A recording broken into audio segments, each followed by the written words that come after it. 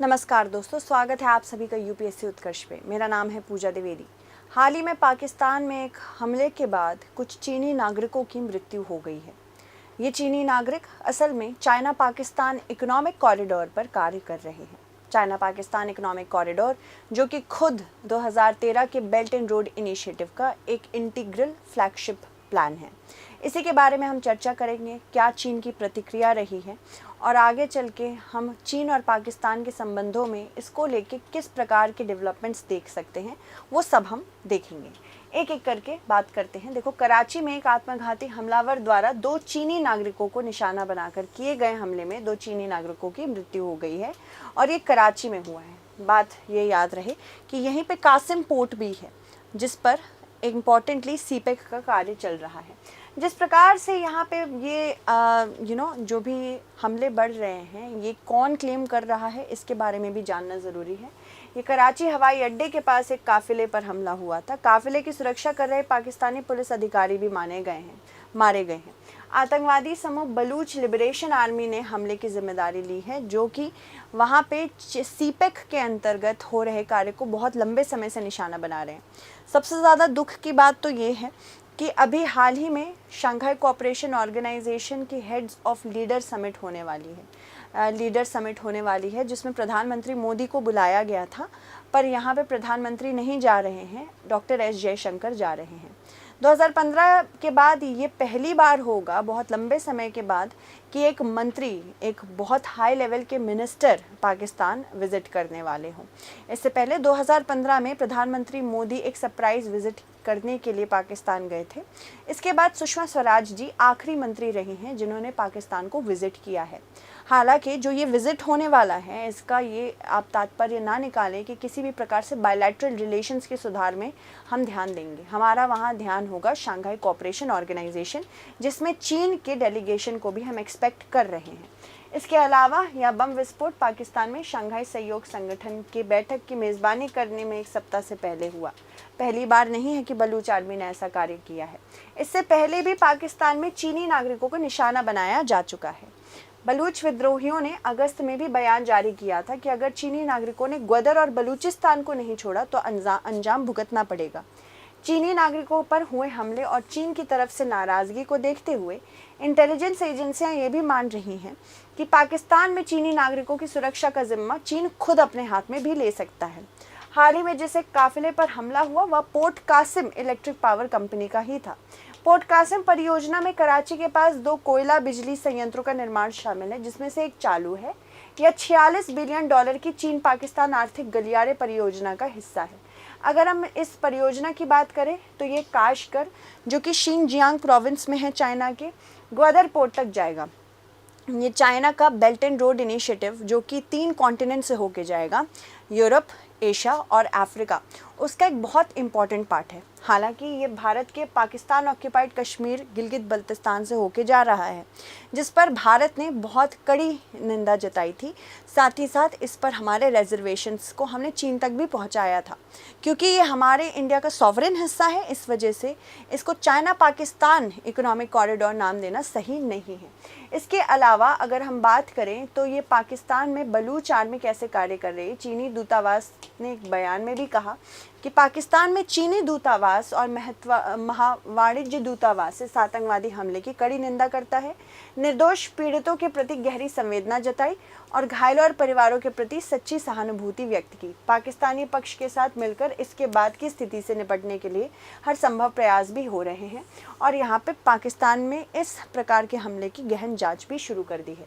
अपराधियों को कड़ी सजा देने और पाकिस्तान में चीनी नागरिकों, संस्थानों और परियोजनाओं की सुरक्षा के लिए सभी आवश्यक उपाय करने का भी आग्रह किया गया है।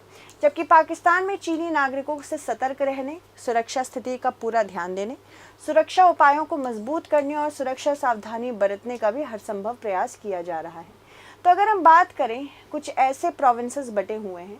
बलूचिस्तान, जो कि पाकिस्तान में है, ये फिलहाल पाकिस्तान से भेदभाव रखता है। बीएलए के नवीनतम हमले की जिम्मेदारी ली है। बलूचिस्तान एक अलगाववादी उग्रवादी समूह है जो बलूच लोगों के लिए एक स्वतंत्र मातृभूमि की स्थापना करने की बात करता है। पाकिस्तान के पश्चिमी क्षेत्र में स्थित बलूचिस्तान की सीमा अफगानिस्तान और ईरान दोनों से लगती है। गैस, तेल, तांबे और सोने के भंडार के साथ यह पाकिस्तान के 4 प्रांतों में सबसे अधिक संसाधन संपन्न है। बलूचिस्तान में 1947 से ही उग्रवाद देखने को मिल रहा है। उसके बाद के दशकों में विकास की कमी और पंजाब क्षेत्र को पाकिस्तान की अधिकांश संपदा देना प्रगति पर कब्जा करने वाले क्षेत्र भी माना जाता है, जिसके तहत रिश्ते और खराब होते चले गए। पाकिस्तान ने उग्रवाद को बढ़ावा देने के लिए भारत को दोषी ठहराया और चीन से जुड़ी परियोजनाओं के खिलाफ गुस्सा पाकिस्तानी सरकार के प्रति बढ़ते असंतोष से जुड़ा हुआ है। लोगों का ये भी मानना है कि चीन पाकिस्तान सरकार के साथ मिलकर बलूचिस्तान के प्राकृतिक संसाधनों का दोहन कर रही है, लेकिन इसका कोई फायदा स्थानीय लोगों को नहीं मिल रहा है। इसका सारा फायदा चीन और अन्य देश उठा के ले जाएंगे। चीन से जुड़ी परियोजनाओं पर हमले के कारण सुरक्षा जांच को और भी सख्त कर दिया गया है। स्थानीय लोगों के जीना भी मुश्किल हो गया है। पाकिस्तान हमें कई वर्गों का मानना है कि समस्या विदेशी शक्तियों द्वारा पैदा की जा रही है, न कि बलूचिस्तान के द्वारा। इस्लामाबाद स्थित थिंक टैंक AIERD के CIO ने बताया कि आतंकवादी विदेशी ताकतों के एजेंडा को पूरा कर रहे हैं, क्योंकि ये उनके साथ मिलकर कार्य कर रहे हैं। CPEC पर हमला करके विदेशी ताकतें चीन और पाकिस्तान के बीच दरार भी पैदा करना चाहती है या चीन के इर्द गिर्द अराजकता का जाल बनाने की बड़ी रणनीति बता रहे हैं। चीन को अलग थलग करना, रोकना और उसे शांतिपूर्ण उदय को रोकना, मतलब इनका कहना है कि चीन बहुत शांतिपूर्ण रूप से उठ रहा है, तो इसको रोकने की कोशिश की जा रही है। CPEC प्रोजेक्ट किससे ही जो भी जुड़े प्रोजेक्ट्स हैं छोटे बड़े, इसको ही बलूच आर्मी टारगेट बना रही है। चीन पाकिस्तान इकोनॉमिक कॉरिडोर से जुड़े चीनी नागरिकों पर भी हमले हो चुके हैं। यह चीन के लिए अहम प्रोजेक्ट है और चीन इसमें करोड़ों डॉलर ऑलरेडी खर्च कर चुका है। इंटेलिजेंस एजेंसियों की रिपोर्ट भी कह रही है कि चीन 2022 से ही CPEC का काम कर रहे चीनी इंजीनियरों और कर्मचारियों की सुरक्षा को लेकर परेशान था। चीन ने तब भी पाकिस्तान से चीनी नागरिकों की सुरक्षा के बारे में बात की थी, जिसमें चीनी सिक्योरिटी एजेंसी की यूनिट तैनात भी थी, लेकिन तब पाकिस्तान ने उसे खारिज किया था। चीन के लिए यह गलियारा उसके व्यापारिक संबंधों को बढ़ाने के लिए साथ ही साथ मध्य तथा दक्षिण एशिया में उसके प्रभाव को बढ़ाने में मदद करेगा। इस परियोजना का एक प्रमुख घटक बलूचिस्तान में ग्वादर बंदरगाह है। इसी वजह से हमने ईरान के चाबहार पोर्ट में इतना इन्वेस्ट किया है कि यहाँ पे चाइना ही क्यों इन्वेस्ट करे ग्वादर पोर्ट में, हम भी ओवरसीज पोर्ट बनाएंगे। बंदरगाह के माध्यम से अरब सागर तक पहुँच चीन के लिए महत्वपूर्ण है, जिसका समुद्री व्यापार मलक्का पर बहुत अधिक निर्भर है, जो कि इंडोनेशिया और मलेशिया के बीच में एक चोक पॉइंट है। अब चीन अगर चाहता है कि ये अफ्रीका और यूरोपीय देशों में ज़्यादा बढ़त बना सके, इस वजह से यह ग्वादर पोर्ट में इन्वेस्ट कर रहा है। पाकिस्तान के लिए बुनियादी ढांचे में निवेश उसकी लड़खड़ाती अर्थव्यवस्था के लिए भी बहुत महत्वपूर्ण है। अगर हम बलूच लिबरेशन आर्मी की बात करें तो कुछ चीज़ें जाननी ज़रूरी है। बलूच लिबरेशन आर्मी का गठन 1970 के दशक में हुआ था। पाकिस्तान, ब्रिटेन और अमेरिका इसे आतंकी संगठन मानते हैं। बलूचिस्तान के नागरिक 1947 से 48 से ही पाकिस्तान का हिस्सा बनकर नहीं रहना चाहते। इनका ये आरोप है कि यहाँ पे पाकिस्तान इन्हें दोयम दर्जे का नागरिक मानता है। BLA अगर मुल्क की मांग पर पाकिस्तान में लगातार आतंकी हमले कर रहा है। इसके बाद 1973 में जुल्फ़िकार अली भुट्टो ने भारत, इराक, अफगानिस्तान और सोवियत रूस पर बलोच लिबरेशन आर्मी का समर्थन देने का भी आरोप लगाया था।